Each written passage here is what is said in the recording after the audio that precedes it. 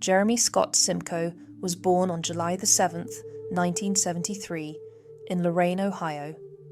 He grew up in a close-knit family with his parents, Robert and Rose, and his sisters, Melanie and Hillary. After graduating from Clearview High School in 1991, where he wrestled in the 135-pound weight class, Jeremy worked his way up in the tree service industry. In 1997, Jeremy founded Simko Tree Service, building it from nothing into what his father described as one of the premier tree services along Ohio's north coast. He was known as a perfectionist and gifted tree climber, but also had a temper. If you crossed him, there'd be a fight, recalled his friend Al Hopp. In the late 1990s, Jeremy met Julene Knick, a recent high school graduate. They were inseparable from the start. "You would not see one of them without the other nearby," said Julene's grandmother, Mary Suey. They married around 1999 and lived on Northridge Road in Brownhelm Township, Vermilion, with their 4 German shepherds. Jeremy was 36 years old and at the height of his success when his life was brutally cut short. At approximately 6 a.m. on November 18, 2009, a frantic 911 call came into Vermilion Police Dispatch. The caller was Julene Simko, and she was screaming. "Someone shot my husband," she cried. I need help right now." The dispatcher tried to calm her down and gather information. Julene said the front door was locked, that an intruder might still be inside, and that Jeremy hadn't shot himself. She was hysterical, barely coherent as she begged for help. When police arrived at the 3-story home on Northridge Road, they found the front door locked as Julene had said. They entered through the kitchen door. The screen was unlocked but closed, and the inner door was open. Almost immediately, Officer Corey Spores spotted a .357 Magnum Smith & Wesson revolver lying on the kitchen floor. 1 round had been fired. The officers made their way upstairs to the 2nd-floor bedroom. There they found Julene kneeling next to Jeremy's body, covered in blood and hysterical with grief. She had moved him from the bed to the floor whilst performing CPR at the 911 operator's direction, but it was far too late. Jeremy had suffered a single gunshot wound to the back of the head, fired from just 1.5 to 2 inches away. It was essentially point-blank range. Whoever shot him had to be within inches of him, observed Police Chief Robert Kish. Basically, almost either crawl in bed or lay in the bed. The scene was devastating. Blood spatter covered the bedroom walls. Bullet jacketing consistent with the .357 was found embedded in the room, though the actual bullet was never recovered. 2 additional bullet holes were discovered in the hallway. Julene explained these by saying she had fired warning shots with a 9mm semi-automatic pistol she kept in her nightstand after discovering her husband's body. Julene had moved the 9mm handgun in the days before the murder, claiming she was cleaning for a home appraisal. But when investigators contacted the bank, they learned that no appraisal had been scheduled. A firearms expert testified that no blood spatter was found on the .357, which might be expected from such a close-range shot. However, the coroner explained that 25% of contact or near-contact wounds do not produce blowback, citing a study from the American Journal of Forensic Medicine and Pathology. But as officers began to process the scene, troubling questions emerged. How had an intruder managed to get so close to Jeremy without waking him? How had they penetrated the Simco's extensive security system without leaving a single trace? The Simko property was protected by what investigators would later describe as top-notch security measures. After break-ins at their barn in 2004 resulted in stolen chainsaws and tools, Jeremy and Julene had installed a comprehensive system designed to keep intruders out. A gate blocked vehicle access to their driveway. A driveway sensor was connected to speakers throughout the house and barn, emitting a loud 5-second tone whenever it was triggered. Security cameras monitored both the front and back of the house, with feeds visible from the living room. Door sensors on all 4 first-floor doors would emit 3 beeps when opened, with one speaker located just feet from where Julene claimed to be sleeping on the 3rd-floor loft. The house also had window alarms and garage alarms. But perhaps most importantly, 4 German Shepherd guard dogs were secured to dog houses around the perimeter each night. Neighbours testified that these dogs were always barking and extremely protective of their territory. On the morning of the murder, neighbour Craig Hettel was outside feeding his farm animals between 5:30 and 6 a.m. with his mother. He heard no gunshots. More significantly, he heard no dogs barking, which was highly unusual given their constant alertness to any disturbance. Security camera footage showed no activity after Jeremy had secured the dogs around 10 p.m. the night before. When police examined every door and window, they found no sign of forced entry. No foreign DNA was discovered anywhere in the house. No fingerprints that couldn't be attributed to Jeremy and Julene. The .357 Magnum had been found gently placed on the kitchen floor with no marks or dents that would indicate it had been dropped by a fleeing intruder. If someone had broken in, shot Jeremy at point-blank range, and fled through a house filled with alarms and guard dogs, they had done so like a ghost. Detective Stephen Davis would later observe, an outsider would have had to defeat extensive security measures and get close enough to shoot Jeremy in the back of the head whilst he slept. The evidence just wasn't there. As investigators delved deeper into the case, they uncovered disturbing details about Julene's childhood. Born on October 12, 1978, Julene carried deep scars from a traumatic past. Her father had sexually abused, a crime for which he had served prison time. Julene had attended counselling and claimed she had moved on from the abuse. But investigators discovered something troubling. On the evening before Jeremy's murder, someone had accessed her father's obituary online from a computer in their home. When questioned, Julene denied doing so and had no explanation for how it had happened.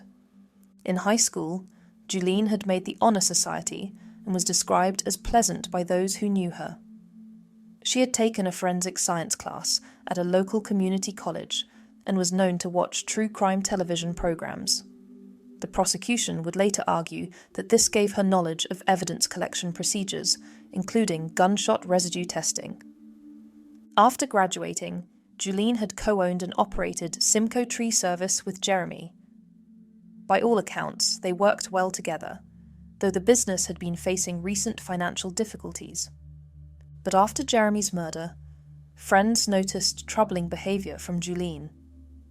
She wasn't worried about her husband's murderer being found, Detective Davis recalled. She never expressed any anger that somebody had murdered her husband. Just 1 week after Jeremy's death, Julene threw an informal gathering and invited Vermilion police officer Corey Spores. According to the officer, she made a shocking statement. "I'd like to tell you what really happened," she allegedly said, "but I can't." When investigators tried to follow up on this comment, Julene's lawyer, Jack Bradley, immediately halted all questioning. It would be years before police could speak to her again. On the morning of the murder, Julene was taken to the hospital for observation. She was covered in Jeremy's blood and appeared to be in shock. But a nurse working that day would later recall hearing something that would prove crucial to the case. The nurse thought she heard Julene say, "I just shot my husband." When the nurse asked her to repeat herself, Julene corrected to, "Somebody shot my husband." At the time, the nurse dismissed it, thinking it was just the confused rambling of someone in shock. For years, this potential confession remained unknown to investigators. It wasn't until November 18, 2014, exactly 5 years after the murder, that the information finally reached police. Jeremy's friend Al Hopp had heard rumours about what the nurse had witnessed and contacted authorities. When investigators finally interviewed the nurse, her account was clear and consistent. She was certain of what she had heard that morning, and she was prepared to testify to it in court. This revelation would prove to be the missing piece of the puzzle. Combined with all the other circumstantial evidence, Julene's alleged hospital confession painted a picture that investigators could no longer ignore. Detective Davis said, "When you put all the pieces together, the evidence was overwhelming. There was simply no credible alternative explanation for what had happened." As the investigation continued, detectives made a disturbing discovery whilst reviewing the couple's personal effects. Hidden among their belongings were photo albums, explicit videos, and a handwritten document that would shock even experienced investigators. The materials depicted Julene in various forms of bondage and documented sadomasochistic activities between the couple. Most disturbing of all was a 14-page handwritten master-slave contract that designated Jeremy as her father and Julene as his daughter. The contract contained detailed rituals, grooming requirements, and consent to various sexual acts. Some photos showed Julene appearing to cry and be in pain. "It's hard to decide if she was genuinely enjoying the situation," Detective Davis observed. Given Julene's sexual abuse by her actual father, investigators were initially concerned she might have been re-victimized by Jeremy. The parallels between her traumatic past and the role-playing contract were deeply troubling. However, when questioned in 2013, Julene firmly stated that she was a willing participant in all activities. She described it as role-playing and denied any coercion by Jeremy. The prosecution would later argue that this stressful dynamic, combined with Julene's childhood trauma and the revelation that someone had accessed her father's obituary the night before the murder, had contributed to her mental state. But whatever the psychological factors involved, the evidence was clear that Jeremy's death was not the result of a random break-in. The team also discovered that the home had been broken into twice in the week following Jeremy's murder. Julene reported $2,000 cash stolen and the surveillance system taken. This raised additional questions about whether someone was trying to destroy evidence. By 2014, investigators were confident they had enough evidence to present to a grand jury. The circumstantial case was strong, and the hospital nurse's testimony provided the crucial missing piece. On December 19, 2014, exactly 5 years after Jeremy's murder, a Lorain County grand jury indicted Julene on multiple charges, including aggravated murder. In October 2017, Julene Simko finally faced trial for her husband's murder. In a surprising decision, she waived her right to a jury trial and opted for a bench trial before Judge Mark Anthony Betleski. The prosecution, led by the Lorain County Prosecutor's Office, presented their case methodically. Over a dozen witnesses testified, painting a picture of a marriage under stress, a crime scene with no evidence of an intruder, and a defendant whose behaviour after the murder had been suspicious. The prosecution argued 3 possible theories for motive: financial pressures facing the business, the desire to escape a stressful sexual dynamic, or undetermined personal reasons. They didn't need to prove a specific motive, only that Julene was the one who pulled the trigger. The hospital nurse testified about hearing Julene say, "I just shot my husband." Police officers detailed the extensive security measures that an intruder would have had to defeat. Forensic experts explained why the physical evidence was inconsistent with a break-in. The defense, meanwhile, argued that police had conducted a poor investigation with a myopic focus on Julene from the beginning.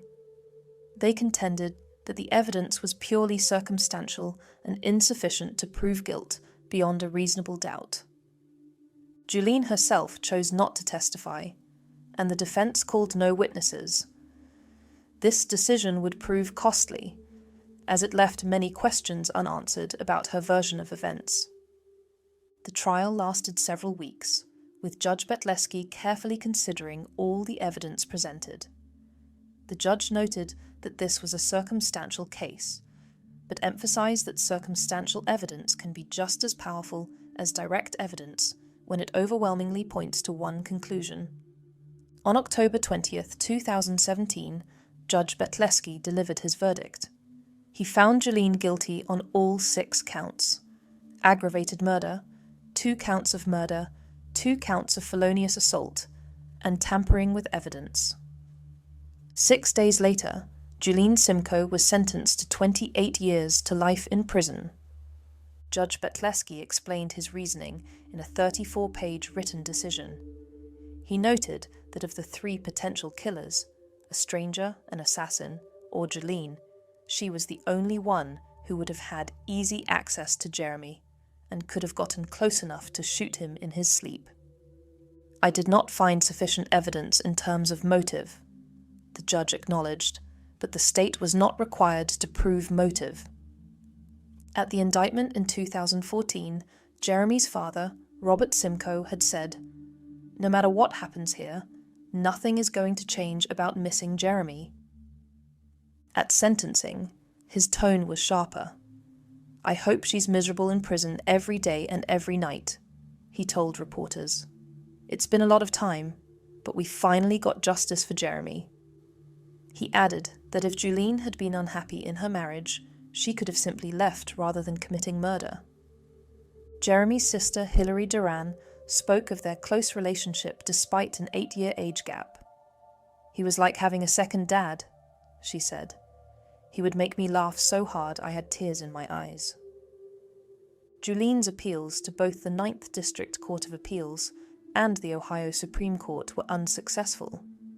She remains incarcerated at the Ohio Reformatory for Women and will be eligible for parole in 2045, when she will be 67 years old. Jeremy's grave at Ridge Hill Memorial Park in Amherst bears a simple inscription that tells his story: "He was a victim of murder." For Jeremy's family, the conviction brought closure but not peace. Nothing could bring back the man they loved, the brother who made them laugh, the son who had built such a successful life.